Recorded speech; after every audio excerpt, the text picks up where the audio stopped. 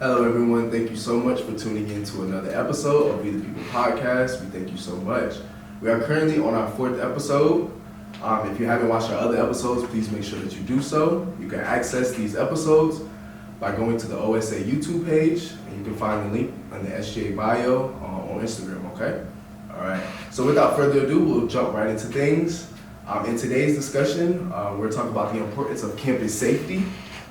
As a member, as a council of SGA, SGA Sophomore Class, we felt that it was imperative to educate the student body about some of the measures and protocols in place this year to ensure the safety of our students during homecoming, okay? Lastly, we will give students tips on what to do, what not to do while they are out, enjoying a night out with friends during homecoming, okay? All right, so to my left, we have members of the council, and we'll let you all introduce yourselves. My name is Michaela Allen. I serve as the class treasurer for this executive school year. My name is Brianna Elbert. I serve as the chief of staff for the sophomore class. And my name is Richard. I serve as the sophomore class secretary for this 2023-2024 academic year. All right, and then on my right here, we have our special guest. All right, go ahead. Hi, I am Heaven Wiley. I am a senior human nutrition major from Hickory, North Carolina. Hello, my name is Jermaine Cherry, and I serve as Chief of Police here at North Carolina A&T State University. Hi, and I'm Kylie Rice, and I serve as the SGA Attorney General. All right, and we are so happy to have you all here today. Thank you so much, okay? All right, so we'll get started. We'll kind of just open it up to our question portion, throw some questions at these two, and then I know you have some safety tips that you want to give us today, okay? All right, so first up, Ms. Kylie Rice, Attorney General. What's up, AG in the house? All right, so kind of explain your role as Attorney General and how you advocate for the safety of our students at our university. So the role of Attorney General is a little complex. Like it's not as straightforward as I once thought, but just the three main portions of it, of course, representing students in misconduct cases, that's like my first main job. Secondly is just creating and implementing civic engagement initiatives across the campus. So right now I'm working in partnership with the Office of Leadership and Civic Engagement just on some joint initiatives, especially because we have an election next year. So just trying to be proactive with that. And then lastly is the campus security and safety, which is why I'm here today. And I hear students' concerns and I get them to the right places. So I think that's how I advocate, because concerns are only good if they're heard by the right people. Okay. So if they're just heard on Twitter, I just don't think they're gonna go anywhere. So I always try to help students and reroute them to the correct officials, faculty, staff, and just get their points across, hear them out a little more, push it forward. Gotcha. That's what's up. All right, and then, so what are some of the things that you've discovered, like, while in your position as Attorney General, in terms of safety?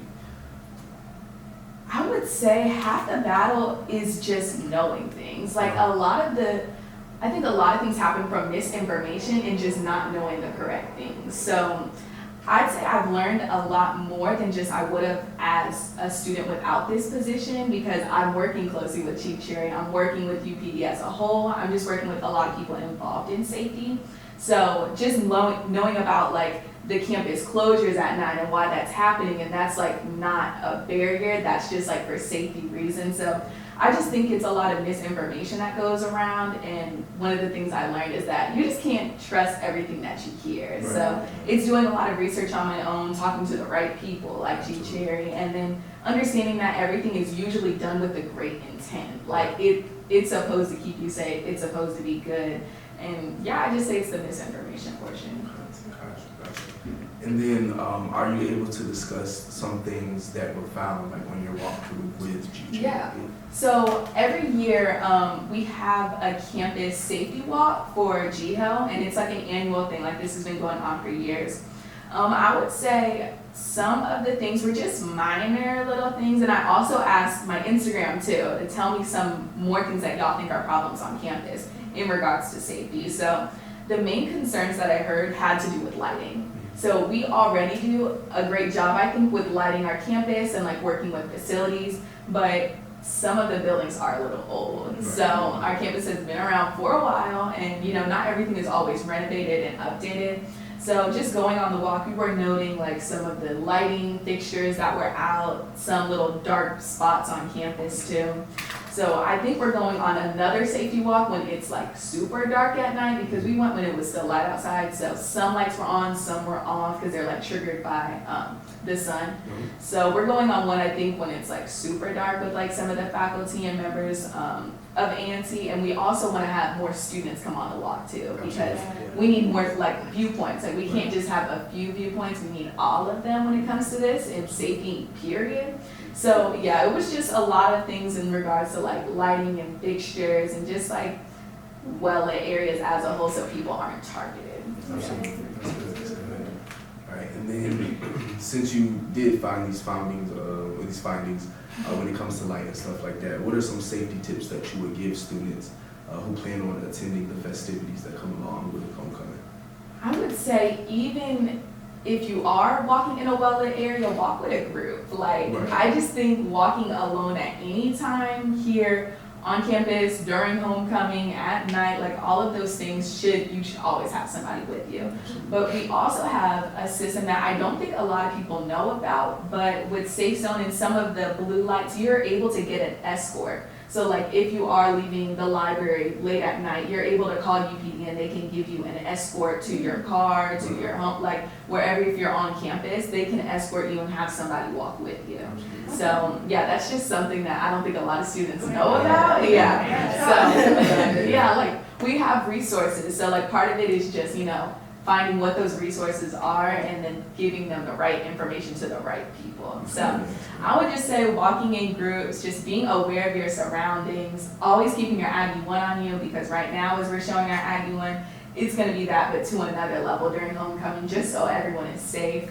As well as not opening the door for other people. If you live in a dorm, like that's how the wrong people get into dorms. Like people holding the door open, propping their doors, like none of that should be happening. And RAs and security guards should be on duty to monitor all those things. Yeah. Okay. Those are great tips. Thank you so much. Thank you. Of course. Appreciate you. All right, now Mr. Chief Cherry. Yes. Hot seat is up. All right, so tell us a little about your job as NCAT UPD Chief of Police, and what exactly does it entail? Absolutely. Well, first of all, thank you for having us on the podcast. Yes. Well, my job is very complex, much like Attorney General here. I have the awesome responsibility of crafting out a campus safety strategy for the entire campus, but we don't do that in a vacuum. And so we do that in concert with our campus partners, such as yourself, like what we're doing here with SGA, different clubs, organizations, faculty, and staff. And so we look at the campus holistically and we figure out how best to secure our spaces. And so my job is to craft that out. My job is also, I have to communicate that. I got to communicate those strategies far and wide, like what we're doing here on this podcast with the people. So I'm excited about that. I have to make sure that everyone is aware of what we're doing, how we're doing it, why we're doing it, and how effective it needs to be done. We also do assessments throughout the campus because we want to see if what we're doing is working. And if it's not working, why is it not working? Do we need to make adjustments and those things? Another part of my job is to make sure that my staff are on their P's and Q's, the officers, the security, making sure that we're fully staffed, making sure we have the appropriate amount of security and police personnel, making sure that they are executing the plan, the mission of the university regarding safety. My job is to make sure that we bring the latest and greatest in terms of technology to bear, resources, funding, all types of things. And so, like I said earlier, it's very, very complex. Nevertheless, I enjoy what I do. I love what I do. I love bringing innovation here to the university.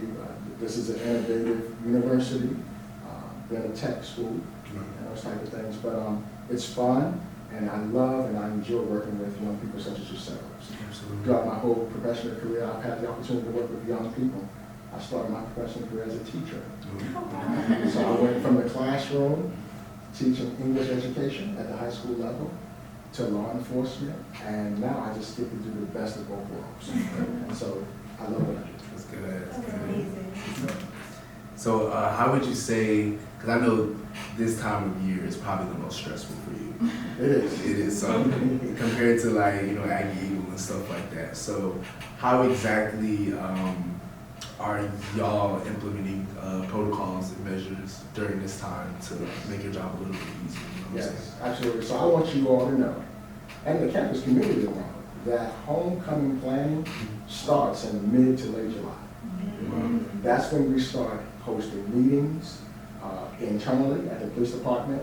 Those meetings spread out throughout the university where we speak with various constituents from every aspect of the university. Then it branches out from there to our community partners such as the Greensboro Police Department, the Guilford County Sheriff's Office, and anybody within the community that helps us make this a success. Emergency management, the fire department, EMS, everyone, city officials, because homecoming is not just a university event.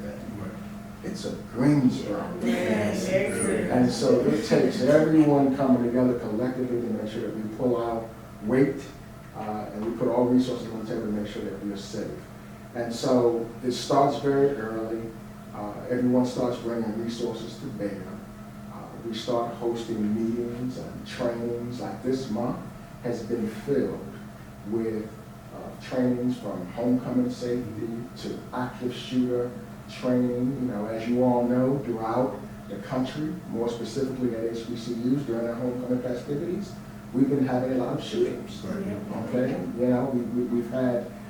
we've had several here as of late, and so that's always in the back of my head. What do we do? What do we do during our time of festivities?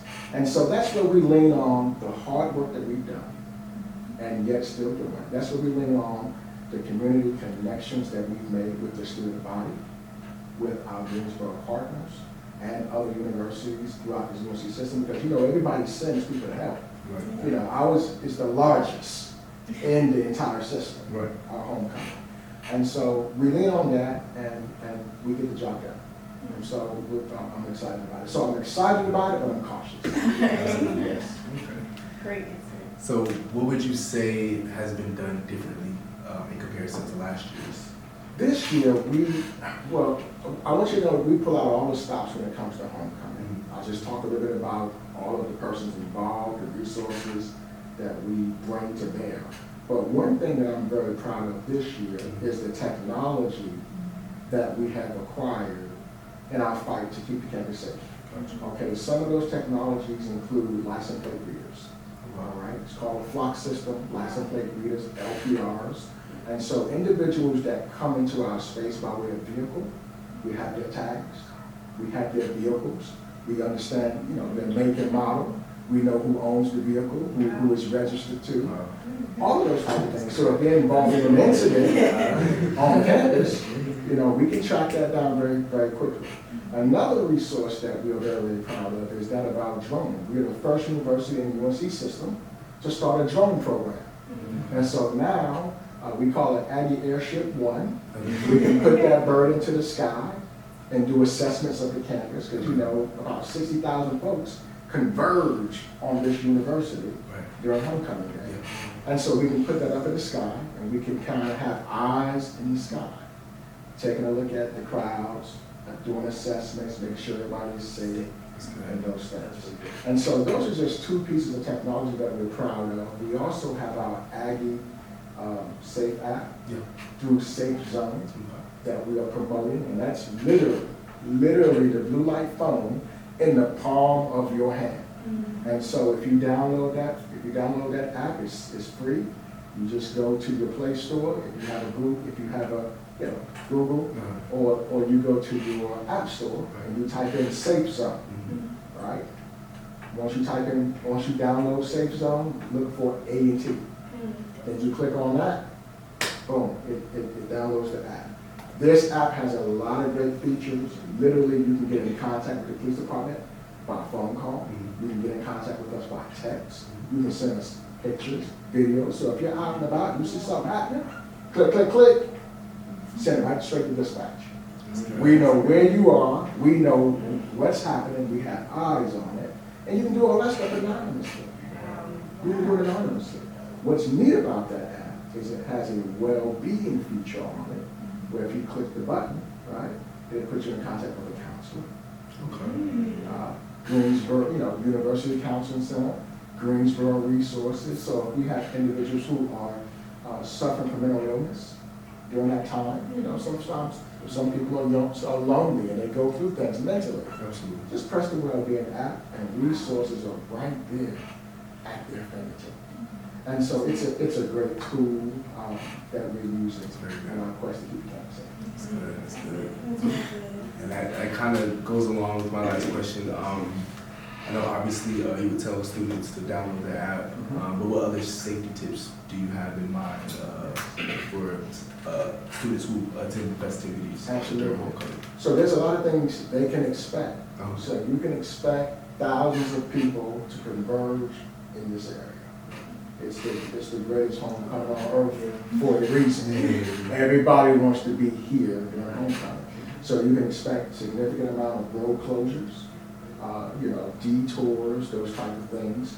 I'm not going to go over everything Katie talked about earlier, but I would say there are specific things I do want to mention. 3-card Monte. 3-card Monte. That is a game that is designed to separate you from your money.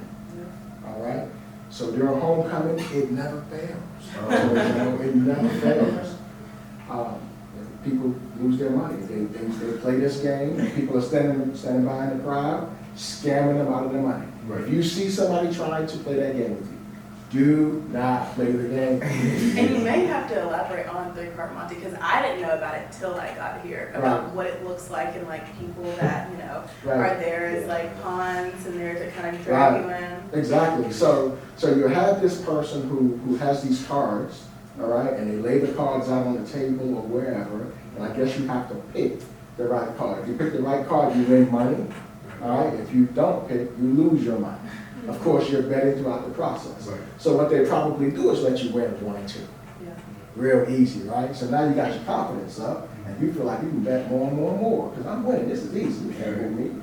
Then they fool you. So once you bet your large sum of money, you lose, and then a lot of times our students say, wait a minute, you just cheated. Well, guess what? What happens is they got 2 or 3 folks in the crowd who are the bullies.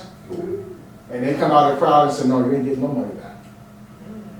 And now you're being swindled and bullied out of your money, but you never know that those guys were along with the scheme until it was time to get your money. Right. So it happens, listen y'all, it happens every homecoming. So just avoid those type of schemes. Don't even partake in it, and you'll be fine. Another thing, just if you choose to drink alcohol, drink responsibly. Okay. Remember that the legal age is 21 in North Carolina. All right. So let's be careful with that, and let's take care of one another. If I can say anything to all of our athletes, right? Look after one another when you're going to different places. A lot of times there are parties that are off campus. Now, I'm going to always tell you, rock with the parties on campus. Why? Because I know the security procedures that I have in place. But I can't govern off-campus parties. Oftentimes, those parties don't have the appropriate amount of security. Hence, where things happen. Avoid those places where you go one way in and one way out. Those little house parties that's filled with hundreds of people to the point where the floor is buckling and those type of things. They have no security measures in place. Oftentimes the locals come, they show up, and everybody that's in your midst are not college students. Many of them have nothing to lose. They don't mind taking out a gun, shooting, taking your life. We want you to avoid those things, those unsanctioned university parties. Try to avoid those, okay? And so those are just a few things that you can do to make sure that you have a safe, enjoyable homecoming experience. And that is my goal. I want it to be your goal as well. Make good decisions, and we'll all come to homecoming safe and sound. Thank you. appreciate that. And Evan, I know you have some safety tips, your very own safety tips, so you want to go ahead and present those? Yeah, like I was talking about before, I feel like over the course of my 3 years being here, each homecoming has kind of looked a little bit different, especially with my experience, and then gaining that knowledge, taking it with me, and then, taking that into account for future homecomings. But I would say the biggest thing that I learned is the buddy system. I think that's super important, especially as a female. And just kind of always having at least one person not only being with you, but knowing where you're at. Right. So sometimes you may, slip away and go off somewhere, maybe have somebody have your location with you, so that, if you do slip away with all these thousands of people that are here, it can get overwhelming, so you have somebody that knows exactly where you are. I think also, not a lot of people, myself, didn't know about it, but the university hotline is a really big application that helps, kind of similar to the Safe Zone app, when it comes to anonymously putting in, insight about any sort of misconduct or abuse, and, being able to confidentially say that, because sometimes, people don't want to kind of have their name painted with something. And so having that accessibility to do that. And then I think the curfew is a really big safety tip, that having that time to kind of go back, like maybe this isn't the right time, or like being out too late can kind of be an issue. And then that kind of goes with like not being, you don't have to show your face at every single event. Right. Freshman year, I had to learn that very quickly. Like, I don't have to be everywhere that everybody talks about. Because some things, if it doesn't smell right, then it probably isn't. Yeah. So you don't need to go to every single function. And then connecting with NCAT police, I feel like that's the biggest resource when it comes to, public safety, especially as a student at a public HBCU, is having that sense of comfortability with the police department can really help to guide you to a successful GHO. And bringing exposure to those resources is another big piece. I think sometimes, like with the mental health, wellness check, pressing that button, I didn't know about that. So bringing exposure so other people know about these things, so you could potentially, help somebody else out, I think is a really big piece. Thank you. Okay, that's Appreciate really it. good. And additionally, like, we want students to know as well, not everybody always remembers you guys' phone number, UPD phone number. So it is okay, we're talking about this in the meeting the other day, it's okay to just call 911 if something, something pops up that, because 911 will essentially, get you guys up. And then there's more presence of, these safety police officers who can help you out a little bit. So, so those are great things. Thank you so much for those tips. Okay. All right, and then we'll kind of just open the floor up to anybody. I know you all have brought some things that y'all wanted to say as well. I have a really question I want to ask So you. go ahead. Okay, so I guess for everybody, what problems have you seen or experienced on campus that made you want to be such a strong advocate for public safety? Okay, that's a really good question. Even before like getting your positions, and then wanting to talk on our podcast, like what have y'all experienced or seen? Well, my initial drive to be Attorney General fall within the civic engagement portion of it. So like everyone knows that like I love like the voting, the educational aspect of it. So that's what made me, I guess, get involved in this position initially. Yeah. But being under Madison's leadership, I learned about her passion for like just UPD relations and campus relations as a whole and just safety. So I think that's where I started getting more involved, and I was like, oh, okay, so like this is a two-part position, like this is just not more than just what I want, but like something that can better the campus community.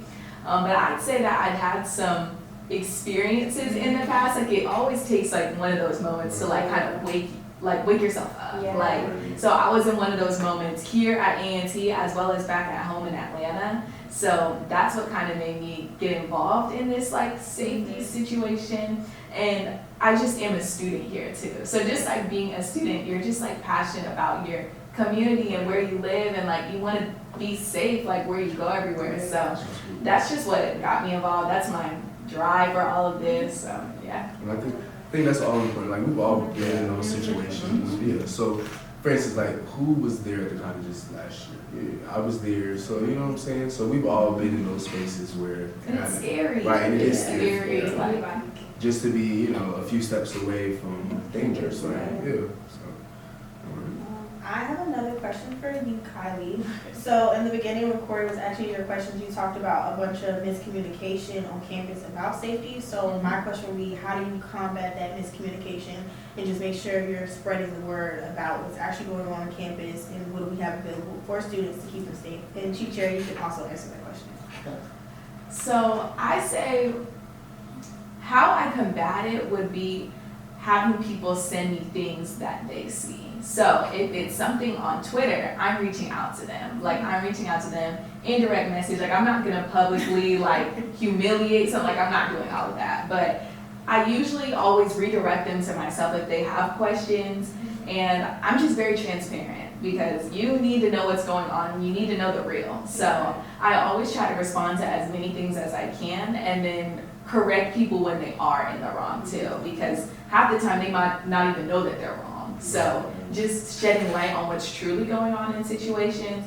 But also I say I kind of combat this by using my own Instagram. Like a lot of people think that like business is business, but like this information is everywhere. Like you can't just only stick to my Attorney General email for a business. Like this is a part of me now, so I definitely use my own personal resources to spread the word of what I believe and what's correct. So, Awesome. yeah. That's really good. That's wonderful. One of the things we do from a police department perspective is, first of all, we don't jump to conclusions. All right? So, you know, in law enforcement, there have been times in the past where police officers just circle the wagon when accusations are thrown, without fully looking into the situation to see if there's validity to it in the first place. And so when I ascended to the position of chief of police, I always had in my mind and in my heart that first and foremost, I'm going to listen. So when I see something, when I hear something, when something is brought to my attention, the first thing I'm not going to do is be defensive, but I'm going to be open, I'm going to listen.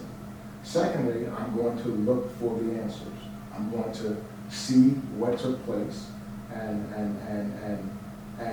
once I complete my inquiry, then I'll pass my judgment, or I'll bring either, hey, this is what really happened, or we dropped the ball.